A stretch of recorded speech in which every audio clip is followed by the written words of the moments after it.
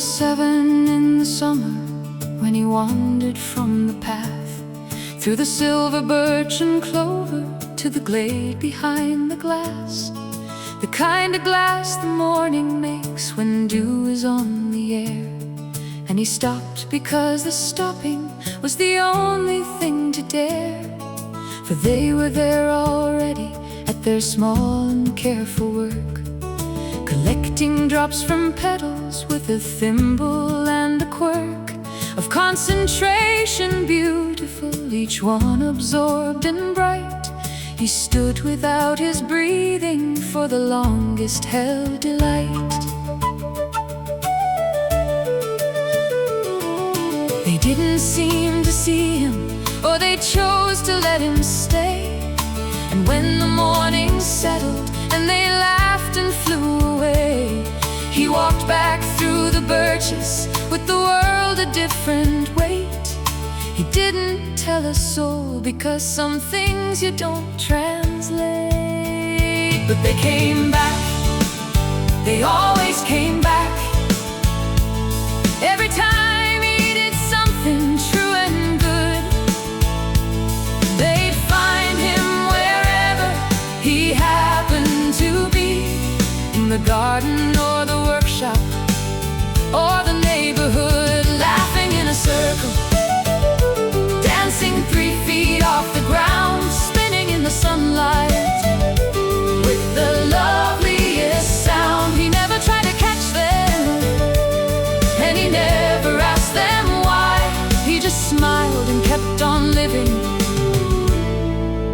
under the same sky.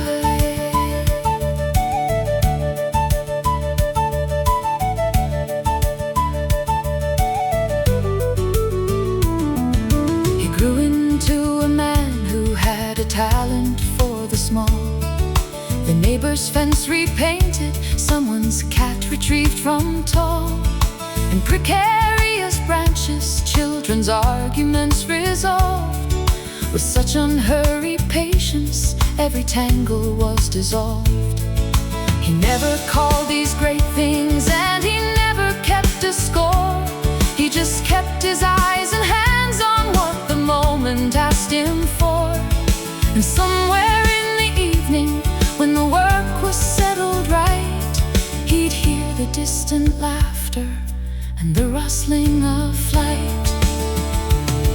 They'd find the window open, or they'd find him in the yard, and dance around his shoulders like the world was not so hard. He'd watch until they vanished with the last of evening's gold, and feel the particular fullness that cannot be bought or sold. And they came back, they always came back. Every time he did something true and good, they'd find him wherever he happened to be, in the garden or the workshop or the neighborhood, laughing in a circle, dancing 3 feet off the ground, spinning in the sunlight with the loveliest sound. He never tried to catch them, and he never asked them why. He just smiled and kept on living under the same sky. He was old when the last morning came in early autumn light. His hands were slow and careful, with the slowness of the right kind of age that carries everything it ever chose to love. He sat beside his window when he heard the sound above, but different this time, fuller, not the usual 3 or 4. The whole glade seemed to travel through the open bedroom door, and they were carrying something woven out of dew and thread, something small and bright enough to fit inside his head. They didn't need to ask him, and he didn't need to say. He simply stood, put on his coat, and walked with them away. came back.